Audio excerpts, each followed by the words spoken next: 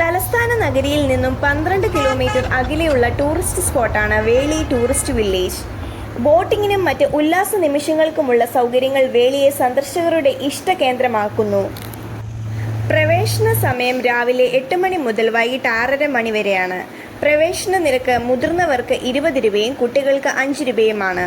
KTDCയുടെ ഉടമസ്ഥതയിലുള്ള ഫ്ലോട്ടിംഗ് റെസ്റ്റോറൻറ്റും പ്രധാന ആകർഷണങ്ങളിൽ ഒന്നാണ്. വേളി തടാകം അറബിക്കടലുമായി ചേരുന്ന സ്ഥലം നമുക്കിവിടെ നിന്ന് കാണാൻ സാധിക്കും. വിവിധ കളി ഉപകരണങ്ങളുള്ള ചിൽഡ്രൻസ് പാർക്ക് വേളി ടൂറിസ്റ്റ് വില്ലേജിലെ മറ്റൊരു പ്രധാന ആകർഷണമാണ്.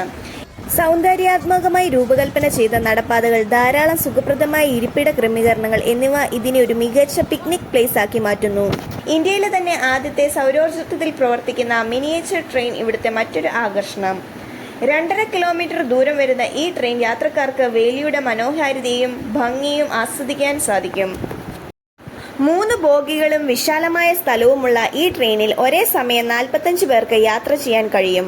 ട്രെയിനിൽ കയറാൻ പ്രത്യേകം ടിക്കറ്റ് വേറെ എടുക്കണം. പ്രശസ്ത ശില്പിയായ കാനായി കുഞ്ഞിരാമൻ രൂപകൽപ്പന ചെയ്ത ഒരു ശംഖ് പ്രതിമ ഇവിടെയുണ്ട്. ഫാമിലിയായിട്ട് വിനോദയാത്രയ്ക്ക് അനുയോജ്യമായ സ്ഥലമാണ് വേളി ടൂറിസ്റ്റ് വില്ലേജ്.